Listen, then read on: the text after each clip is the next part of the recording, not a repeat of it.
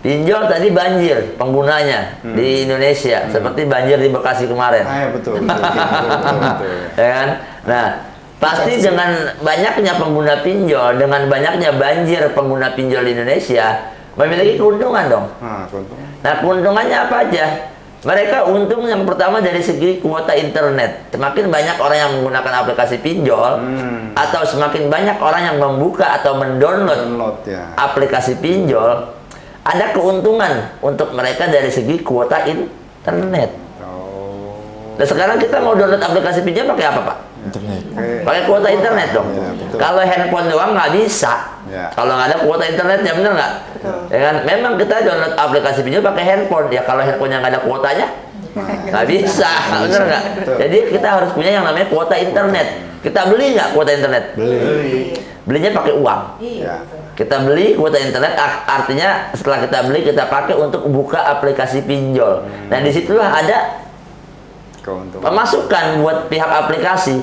Memang pemasukannya tidak berupa uang, tapi berupa kuota. Tapi berapa banyak orang di Indonesia yang saat ini sedang membuka aplikasi pinjol?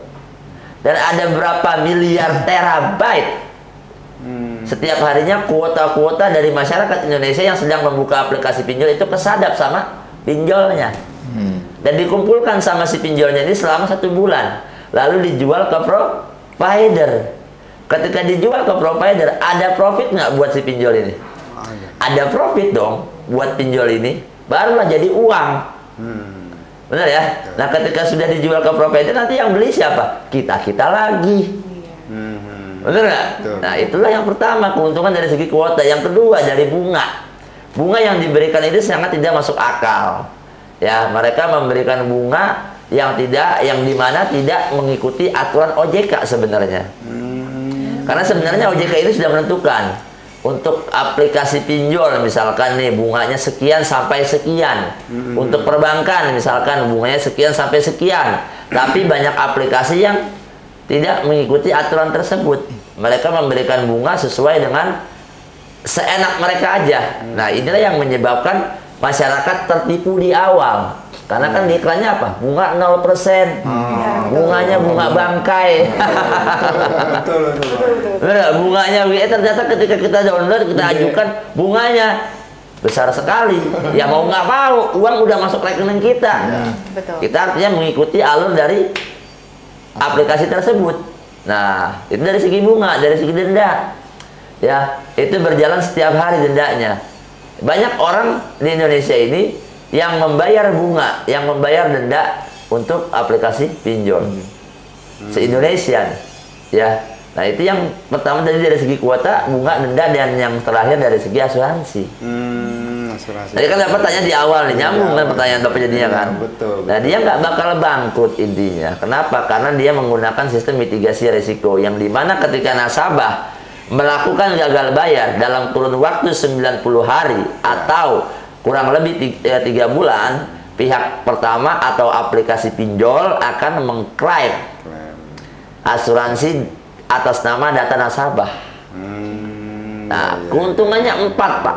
Keuntungan terbesar yang ada di sini dari 4 ini adalah dari segi kuota dan asuransi. Sebenarnya. Berarti banyak banget ya, Bang ya? Banyak untungnya. Ya sekarang siapa sih yang nggak pakai Android? Betul. Semua, hampir semua. Semua orang pasti sekarang pakai Android.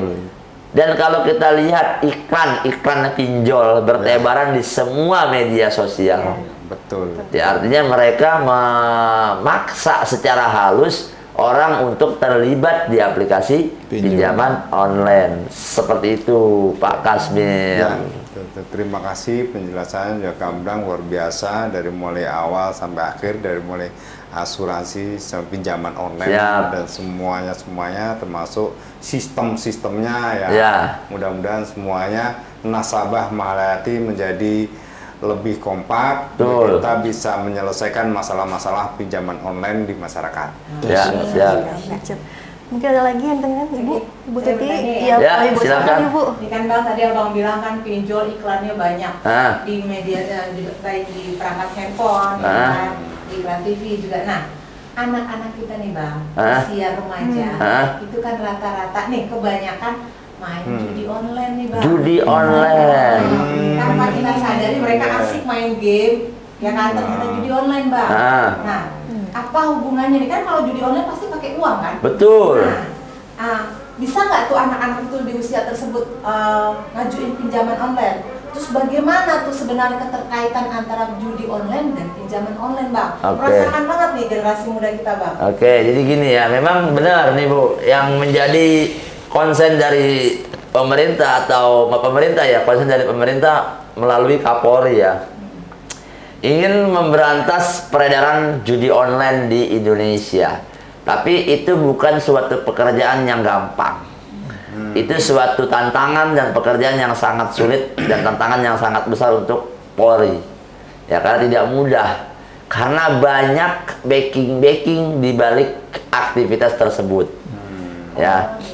Sehingga menyebabkan institusi Polri sangat sulit untuk memberantas hal tersebut. Nah, generasi muda kita itu lebih condong ingin mendapatkan sesuatu yang hebat dengan cara instan. Ya, generasi muda kita nih ya lebih condong mereka tuh ingin mendapatkan sesuatu yang besar tapi dengan cara instan. Dan di situ mulailah mereka berawal dari main game online. Ya, berawal dari main game online beralih ke judi online. Akibat iseng-iseng di awal. Nah, kebanyakan nih untuk segmentasi umur 18 sampai dengan 22 tahun mereka menggunakan pinjaman online untuk main judi online. Dan itu memang survei real yang dilakukan oleh Otoritas Jasa Keuangan. Kebanyakan segmentasi umur 18 sampai 22 tahun menggunakan pinjaman online itu untuk main judi online. Karena secara logika, kalau kita mau berpikir secara logika, umur 18 sampai 22 tahun itu kira-kira masanya dia untuk bekerja atau belajar?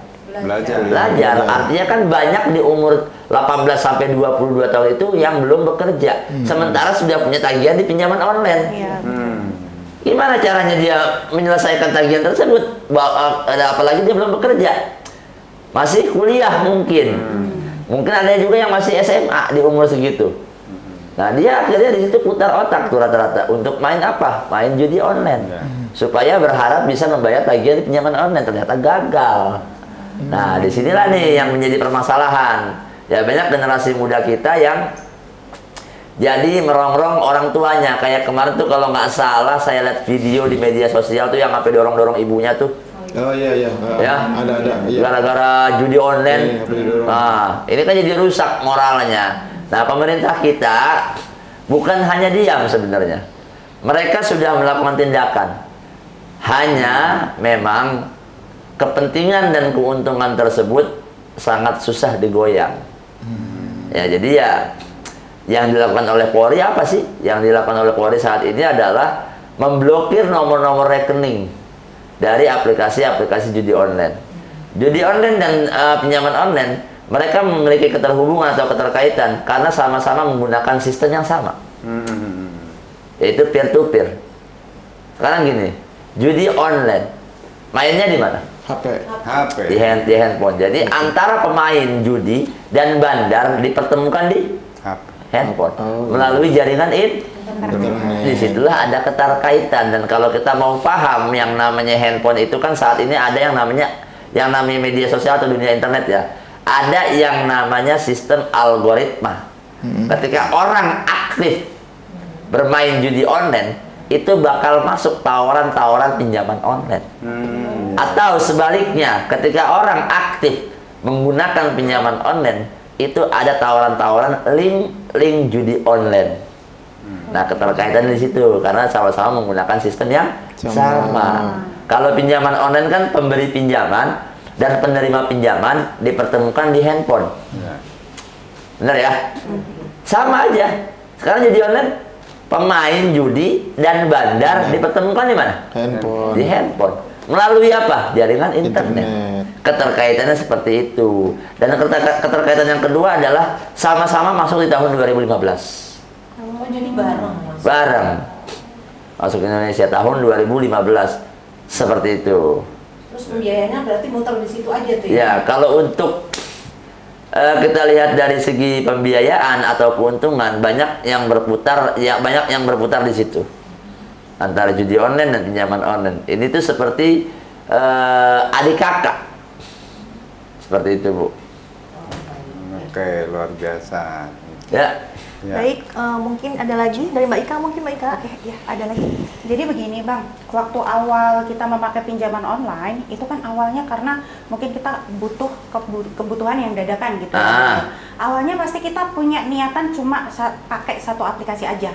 Tapi karena kita diberikan kemudahan, cukup foto aja, foto selfie, foto KTP, tiba-tiba cair gitu ya Bang ya. Akhirnya kita dapat dengan mudah untuk mengajukan pinjaman yang kedua dan ketiga. Sebetulnya pola dari jeratan pinjaman online itu seperti apa Bang? Oke, jadi gini, untuk pola yang kita sering alami lah ya, berawal dari kebutuhan, benar, semua orang ya, karena gini, segmentasi umur, kita lihat dulu segmentasi umurnya. Segmentasi umur 25 sampai dengan ke atas itu lebih condong mementingkan kebutuhan dibandingkan gaya hidup. Beda hal segmentasi umur 18 sampai dengan 24 mungkin. Segmentasi mereka itu lebih condong mementingkan lifestyle, gaya hidup dibandingkan kebutuhan. Karena di usia segitu kebutuhannya masih ditanggung oleh orang tuanya. Jelas ya? Dan mungkin untuk segmentasi umur 25 ke atas, mereka yang harus menanggung kebutuhan untuk keluarganya, bukan ditanggung lagi. Ya, artinya mulai banyak kebutuhan. Memang kebanyakan berawal dari kebutuhan. Ya, karena yang namanya situasi ekonomi di diri kita itu nggak mungkin selalu stabil.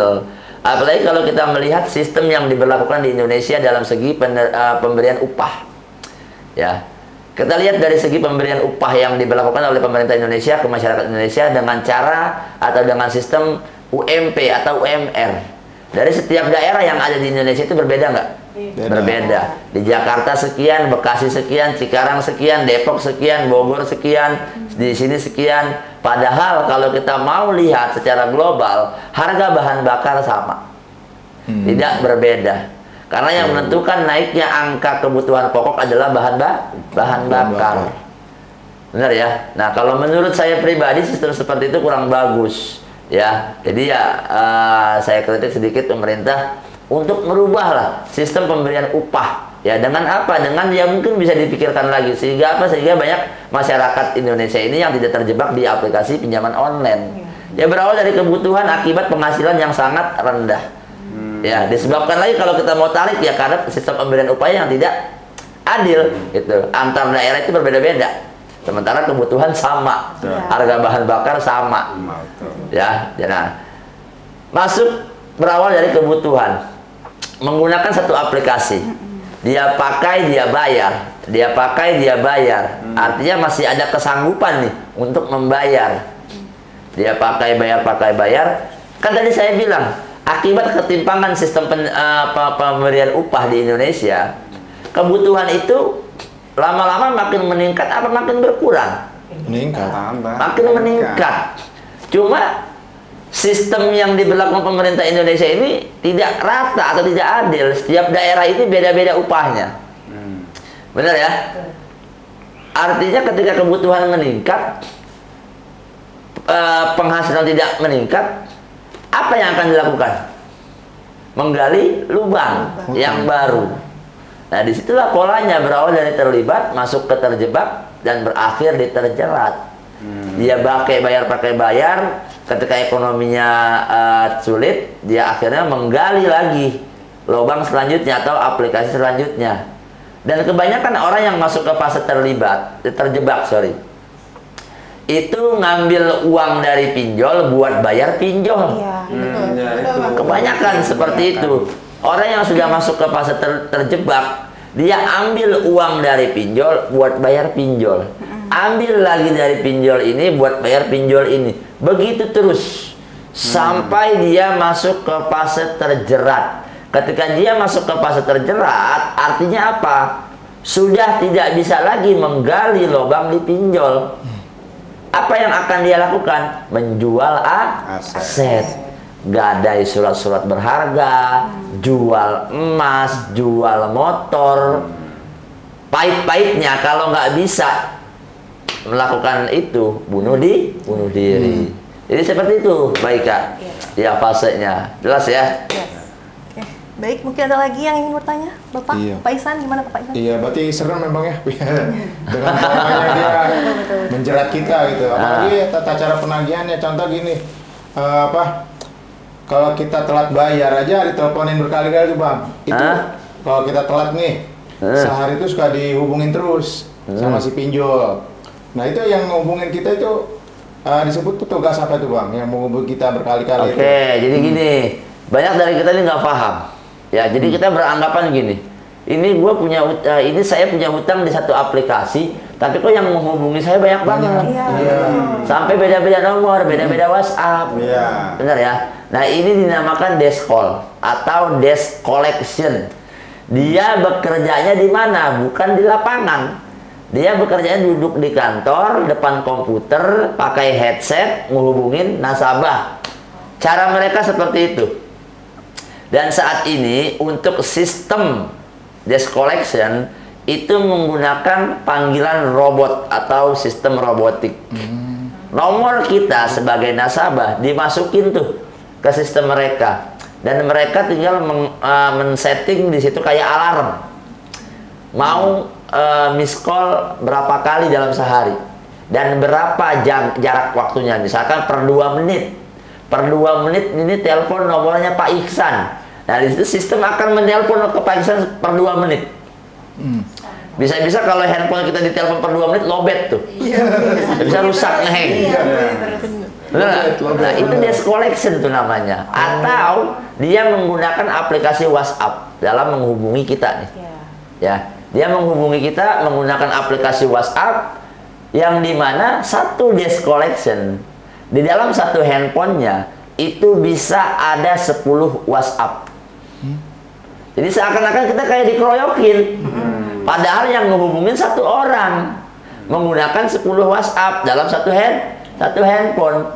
Jadi mereka mengcloning WhatsApp-nya sampai 10 dan menggunakan foto profil yang berbeda-beda. Padahal yang menggerakkan satu orang. Kita blokir, ada lagi, kita blokir, ada lagi, benar nggak? Jadi seakan-akan kita kayak dikejar 10 orang, padahal satu. Nah, kalau kita mau paham nih teman-teman di rumah nih, yang bingung nih Bang, ini yang WA banyak banget, itu sebenarnya satu orang. Dia menggunakan satu handphone dan satu handphone itu 10 WhatsApp. Dan itu memang trik mereka memancing emosi nasabah supaya apa? Supaya melakukan pembayaran. Itu namanya desk collection, Mas Iksan. Seperti itu. Ini beda ya desk collection sama yang ke lapangan gitu. Beda. Kadang kalau desk collection itu ngancem-ngancem nih, ya melalui video. Saya akan datang ke rumah Anda 1 menit lagi. Datang nggak? Nggak datang. Nggak bakalan datang tuh Bang? Iya. Kalau yakinkan nggak datang? Nggak datang. Kenapa? Karena gini, kalau kolektor mau datang ke rumah kita, nggak ngomong-ngomong. Kalau dia mau datang ke rumah orang, ke rumah nasabah, dia bilang-bilang, nasabahnya keburu kabur. Pergi duluan. Wah, mau datang ke sini gua ngumpet kolong kasur. Udah ketakutan duluan kamu. Saya datang jam 12, saya tunggu terakhir gitu. Tapi kalau misalkan udah di backup atau udah didampingi sama Malahayati, dibilang ada yang mau datang ya datang aja. Iya.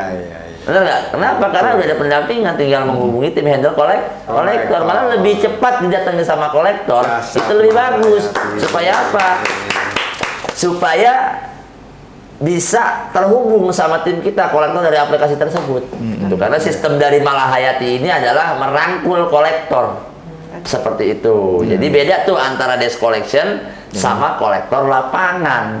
Kalau desk collection itu hanya depan komputer, dia ngancam-ngancam WA setting telepon sampai 20 kali sehari. Kalau kolektor lapangan, dia datang ke rumah nasabah tanpa memberi kabar sebelumnya. Seperti itu. Luar biasa. Berarti aman ya udah didampingin Malahayati. Mau tanya lagi Bang. Siap. Kalau misalkan di WhatsApp tuh kita diancam-ancam katanya mau dipidanakan. Terus kadang ada yang pernah kasih foto di mobil tuh rame-rame katanya 20 menit lagi mau sampai rumah. Itu sebetulnya benar nggak Bang? Itu hoax. Ya? Itu tidak benar ya. Dia ancam-ancam begitu, dia kirim video begitu, itu sebenarnya hoax, nggak benar. Ya, dia ingin menyerang mental kita. Jadi intinya segini, Selama pesan WhatsApp itu langsung ke WA kita, yang harus kita lakukan adalah memblokir. Jangan sampai ada respon sedikit pun. Jangan sampai kita balas sedikit pun. Yang harus kita lakukan adalah dengan cara memblokir. Seperti itu. Jadi kenapa sih harus diblokir? Supaya kita nggak jadi pikiran. Karena banyak orang nih, teman-teman kita yang masih awam akan hal ini, ketika mereka dapat pesan seperti itu dengan kata-kata yang kurang ajar, langsung ke bawah pikiran. Jadi kena mental, jadi down. Seperti itu. Dan yang harus kita khawatirkan adalah kalau mereka menghubungi kontak real yang ada di dalam handphone kita. Kalau hanya menghubungi kita doang sih sebenarnya nggak masalah. Bisa kita blokir ataupun ganti nomor, selesai. Dan yang kita khawatirkan adalah ketika si pinjol-pinjol ini menghubungi kontak-kontak real yang ada di dalam handphone kita. Itu yang harus kita khawatirkan. Kenapa? Karena yang nagih kita nanti bukan pinjolnya, tapi teman-teman kita. Kayak gitu. Nah, itulah yang data gitu ya, Bang? Ya. Itu yang namanya sebar data, itu yang namanya sebar data, dan sebar data itu dilakukan oleh deskol, bukan kolektor lapangan. Banyak orang beranggapan ketika divisit sama kolektor lapangan, ini nih yang nyebar-nyebar data gua, padahal bukan. Beda orang ya, Bang ya? Beda orang. Tadi kan saya bilang ada divisinya, front end, back end, recovery, last parking. Seperti itu. Jelas, gamblang sudah. Harus menakutkan itu ya, Bang ya? Iya. Pinjol itu ya. Mungkin sesuai dengan apa yang Bang bilang, Bang, bahwasanya takut itu karena awam. Ya. Tapi berani karena kita Paham ya, Bang ya. Betul. Lagi Bang, ada pertanyaan. Ya. Kan Ibu. Saya udah dibantu Malahayati, udah bebas pinjol. Alhamdulillah, terima kasih Malahayati ya. Ya. Dan belakangan ini Bang, masuk WhatsApp ke HP saya yang menawarkan investasi Bang. Nah, ini yang bahaya. Ini bagaimana sebenarnya nih Bang? Kalau saya kan maksudnya blokir, tapi sebenarnya mekanisme mereka tuh bagaimana Bang? Jadi gini, untuk kita yang memang sudah gagal bayar di aplikasi pinjol, ya, kalau dari pengalaman yang saya pelajari, pinjol itu kalau nggak dibayar, dia bisa jadi maling. Paham ya? Pinjol kalau nggak kita bayar, dia bisa jadi maling. Kenapa saya bilang dia bisa jadi maling? Dengan cara itu, menawarkan penawaran yang membuat orang tergiur. Paham ya? Ketika kita ditawarkan dengan tawaran-tawaran yang membuat kita tergiur, dengan cara mereka mengirimkan link, yang dimana link itu adalah sebuah scammer sebenarnya. Tergiurlah kita dengan iming-iming yang dia berikan. Akhirnya kita mengklik link tersebut. Selesai, udah. Uang kita akan habis tuh yang ada di M-Banking. Kenapa? Karena ketika kita klik link tersebut, handphone kita itu akan restart. Mati sendiri. Nah, disitulah dia mengambil uang yang ada di rekening kita. Yang ada di M-Banking kah mungkin, yang ada di OVO, yang ada di GoPay, yang ada di ShopeePay, semua. Aplikasi-aplikasi yang berbentuk e-wallet di dalam handphone itu akan terkuras. Nah, makanya saya sering bilang, saya sering edukasi dulu ya, pinjol itu kalau nggak dibayar jadi maling. Dengan cara apa? Dengan cara seperti itu. Menawarkan investasi, memberikan link, misalkan link undangan nikah. Nah, ini kan bahaya. Iya, itu sering tuh. Tuh. Makanya kita di sini jangan mudah percaya, jangan mudah tergiur. Harus benar-benar kita tahu nih siapa yang memberikan informasi ini. Seperti itu. Oke, maaf lagi nih, tanya lagi. Ya. Kalau misalnya kita mau ngundang Malahayati untuk sosialisasi di suatu organisasi atau tempat gitu Bang, apa aja tuh syaratnya Bang? Kalau untuk mengundang Malahayati ke acara-acara misalkan kayak ulang tahun organisasi, ulang tahun kantor dan lain-lain, ya itu tinggal langsung menghubungi nomor kontak person yang mungkin nanti bakal ada nih ya di bawah ini nih ya, itu langsung kontak personnya Ibu Rizka selaku General Manager dari PT Malahayati Nusantara Raya. Mungkin nanti nomornya bisa tertera di sini buat teman-teman di luar sana yang ingin mengundang Malahayati untuk melakukan seminar edukasi, bisa langsung menghubungi Ibu Rizka dan tidak kita kenakan biaya apapun. Ya, dan kita tidak kenakan biaya apapun.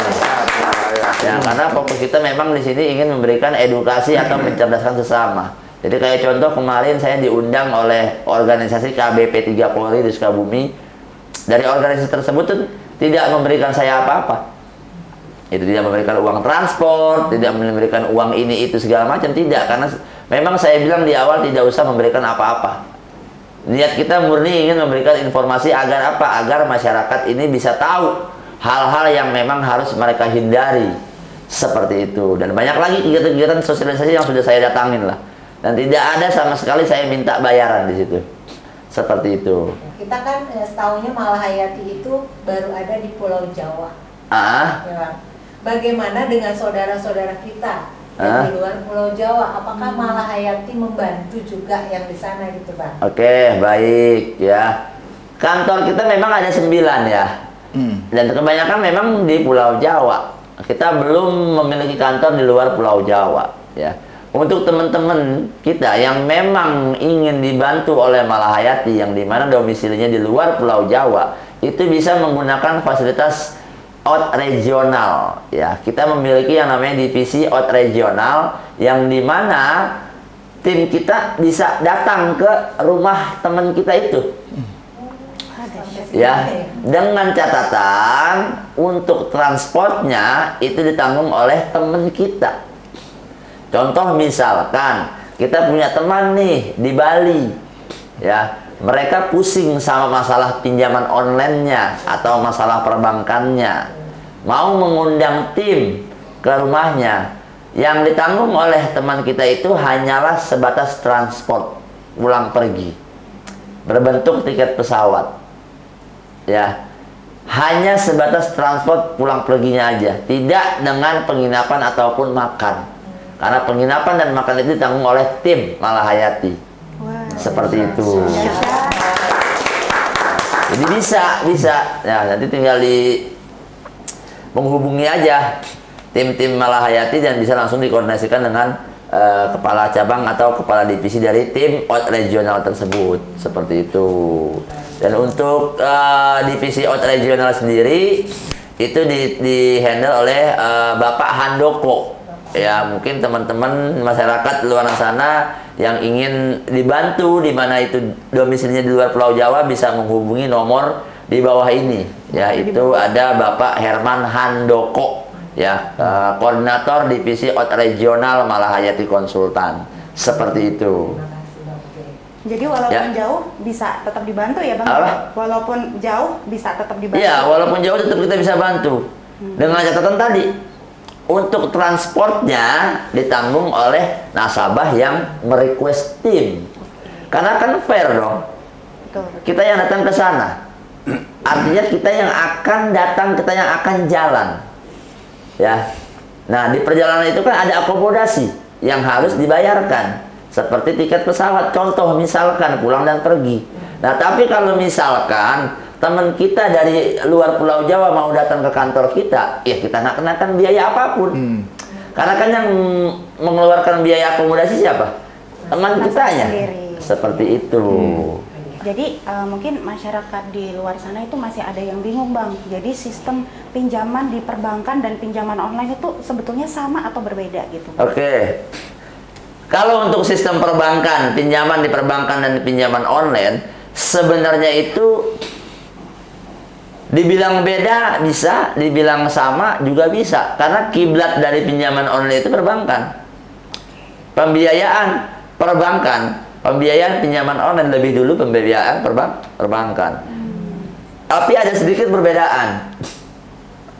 Sedikit perbedaan dari segi apa? Sedikit perbedaan dari segi sistem. Contoh misalkan di perbankan dia mengeluarkan produk KTA dan kartu kredit. Ya, kartu kredit ini kan berbentuk kartu yang bisa digunakan untuk belanja. Ya, kartu kredit ini sebenarnya tidak bisa diuangkan. Ya, kalau kita melihat peraturan Bank Indonesia, kartu kredit itu tidak bisa diuangkan sebenarnya. Tapi karena masyarakat kita ini terlalu pintar, cerdas, bisa diuangkan dengan cara gestur. Seperti itu. Ya, sebenarnya nggak boleh menurut peraturan Bank Indonesia, gestur itu dilarang.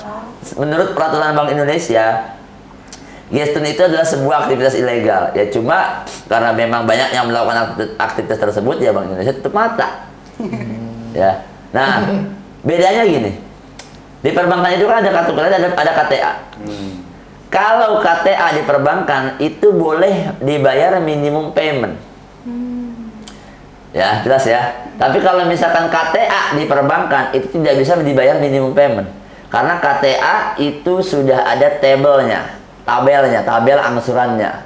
Sebulan harus bayar sekian, sekian, sekian, sekian. Harus sesuai dengan tabel kalau KTA. Tapi kalau misalkan kartu kredit tidak ada tabel seperti KTA. Ya, jadi boleh melakukan pembayaran minimum payment. Kalau di kartu kredit itu kan boleh bayar minimum payment. Ya. Tapi kalau misalkan kita bayarnya kecepatan di kartu kredit itu tidak bermasalah. Jelas ya? Boleh. Tidak bermasalah. Misalkan contoh jatuh tempo tanggal 20. Tanggal 1 udah kita bayar tagihan kartu kredit kita, nggak masalah. Nah, beda hal sama di pinjol. Nah, sebenarnya sama nih. Pinjol juga terbagi menjadi dua. Ada pinjaman tunai, ada pay letter. Kita ibaratkan pay letter ini kartu kredit. Pinjaman tunainya ini KTA. Jelas ya? Ada persamaan nggak dari segi fasilitas? Ada. Perbankan mengeluarkan kartu kredit dan KTA, pinjol mengeluarkan pay letter dan pinjaman tunai. Sama nggak? Sama sebenarnya.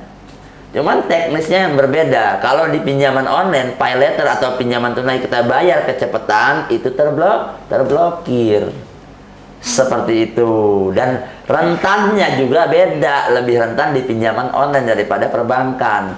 Perbankan itu lebih fleksibel. Pinjaman online lebih selektif, lebih apa ya namanya? Lebih rentan lah. Untuk tingkat-tingkat fraudnya itu sangat rentan di pinjaman online. Kayak bayar kecepatan tidak boleh, bayar telat udah sama aja. Ya kan, seperti itu sebenarnya. Jadi ada persamaan tapi ada juga sedikit perbedaan. Jelas ya? Seperti itu. Ini ke masa depan kayaknya ya. Oh iya. Apa tuh? Waduh, ngeri nih kalau ngomong masa depan. Pinjol udah merasakan. Generasi muda kita juga kan kita terus tumbuh kan. Iya, betul. Indonesia. Apakah mungkin kedepannya nanti itu pinjol bisa ada judul itu nggak ada di Indonesia gitu Bang? Oke. Takutnya kita generasi ke depan kita gitu. Oke, kalau itu sebenarnya sulit. Kalau itu sebenarnya sulit. Sesuatu yang sudah mengakar, ya kalaupun memang ingin diberantas dan dimusnahkan, itu sangat sulit. Karena itu udah ngakar dari tahun 2015 ya. Ya bahkan Pak Kapolri pun bilang di media apa ingin memberantas judi online. Bahkan Pak Mahfud pun bilang di media apa ingin memberantas pinjaman online. Tapi sampai saat ini tidak bisa. Nah, itu yang berbicara ibarat kata orang-orang berpengaruh di negara kita. Cuman tetap. Kenapa sih nggak bisa? Karena ada kepentingan di balik kepentingan. Yang dimana kepentingan tersebut menguntungkan yang memang dipentingkan. Seperti itu. Jadi nggak bakal bisa beres. Ya tugas kita inilah yang dimana kita meminimalisir korban dari kedua aktivitas tersebut. Baik pinjaman online ataupun judi online. Baik, gimana Pak Kastil mungkin? Sudah cukup biasa. Ya, silakan. Jadi yang namanya permasalahan keuangan itu kan banyak ya Bang ya. Kira-kira permasalahan keuangan apa aja yang bisa dibantu Malahayati Konsultan? Nanti barangkali ada orang terdekat saya, mungkin teman, keluarga, atau tetangga yang sedang mengalami tersebut, saya bisa informasikan gitu Bang. Biar yang namanya korban pinjaman online itu tidak kena sama orang-orang terdekat kita gitu loh Bang. Tadi lebih ke produk ya? Iya betul. Iya betul, produk Malahayati. Produk Malahayati. Jadi kalau keuangan apa aja yang bisa dibantu? Oke, jadi gini, kita juga punya produk yang namanya produk bantu tagih. Ya, contoh misalkan bantu tagih seperti apa sih? Bantu tagih itu seperti pengamanan aset. Ya, pengamanan aset. Contoh misalkan Mbak Ika ini dihutangin sama temennya. Dan hutangnya cukup besar, misalkan di atas 100 juta. Bisa nggak sih minta tolong sama Malahayati? Bisa.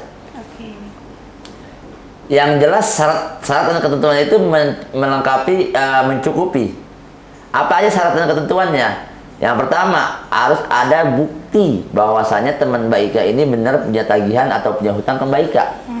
Ya, secara tertulis.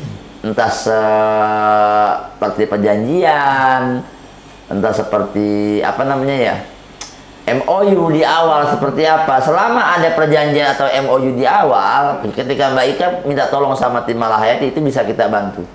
Walaupun itu hutangnya antar personal ya. Nah, teman kita ini susah nih bayarnya nih, misalkan nih. Ya kan udah kita tagih ke sini ke situ, nggak bisa juga. Nah, itu mau minta tolong Malahayati boleh nggak? Boleh. Karena kan hutang pribadi itu kan nggak boleh digalbay. Iya benar. Benar nggak? Nah, itu kan yang kita ajarkan di Malahayati. Hutang pribadi itu tidak boleh digalbay, dibayar gitu loh. Karena teman kita nggak pakai asuransi, kasihan. Yang ada teman kita rugi, gitu kan. Nah, tapi kalau hutang di lembaga pembiayaan yang menggunakan sistem mitigasi risiko dan ada asuransinya, ya itu sah-sah aja. Karena tidak ada yang dirugikan. Nah, itu fasilitas yang kita punya tuh, bantu tagih. Ataupun kita juga bisa melakukan pengamanan aset antar korporat. Contoh misalkan Mbak Ika punya perusahaan dan ada perusahaan lain yang punya hutang ke perusahaan Mbak Ika. Bisa nggak Malahayati ditanganin? Bisa. Itu.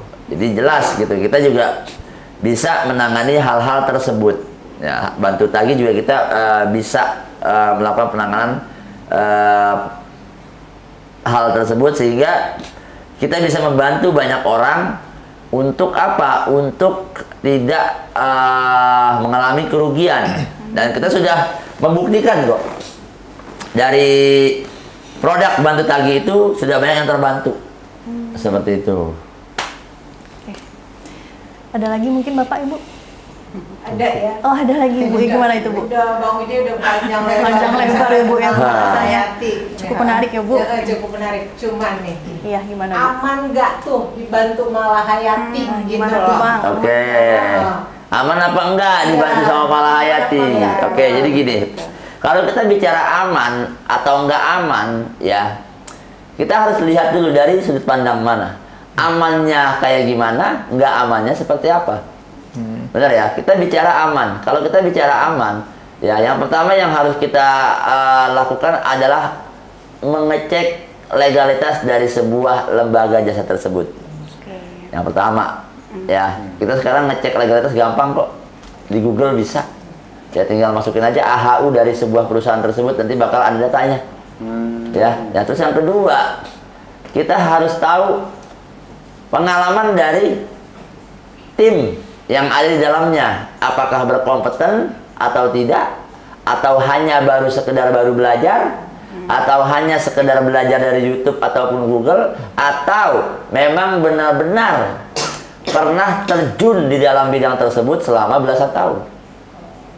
Karena sekarang banyak orang yang baru tahu dari YouTube, baru tahu dari Google, belajar di YouTube, belajar di Google, membuka jasa seperti ini. Dan itu banyak terjadi yang namanya miss penanganan. Nah, banyak orang yang ditangani oleh lembaga seperti kita Malahayati ini yang dimana tidak kompeten personilnya, ya ujung-ujungnya pada lari ke Malahayati. Itu yang kedua. Yang ketiga, kantor. Kalau kita mau aman, lembaga tersebut harus punya kantor nggak? Kalau nggak punya kantor, kira-kira aman nggak? Benar ya? Apa fungsinya kantor? Kalau sewaktu-waktu terjadi apa-apa, kita bisa datang ke kantor tersebut. Kalau nggak ada kantor, kalau ada apa-apa kemudian hari, kita mau kemana? Nah, amannya dari sudut pandang tersebut. Tidak amannya, saya pengen tanya dari sudut pandang mana? Ya takutnya kan udah dibantu Malahayati, kolektornya kasar kita gitu kan. Tapi tadi udah dijelasin sama Bang Ujang, ada pembackupan dari Malahayati. Seperti itu. Bener. Nanti orang juga bilangnya takut nih nyawa saya, takut diculik lah atau apa gitu kan ya. Takut penjara gitu. Nah, seperti itu Bang, kebanyakan nih antara kita. Karena kan Malahayati dampinginnya cuma lewat telepon nih, kalau datang bener nggak Bang? Itu nggak datang langsung gitu. Nah, dari situ mungkin saya lihat. Tapi kalau misalkan tadi Ibu bilang dampingannya hanya lewat telepon, itu enggak juga Bu. Enggak juga. Ada yang kita samperin kok.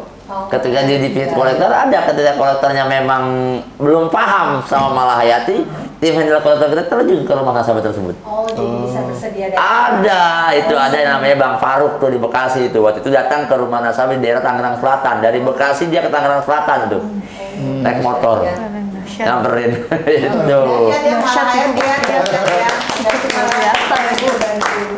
Seperti itu. Mungkin ada lagi dari Bang Ihsan atau cukup ya?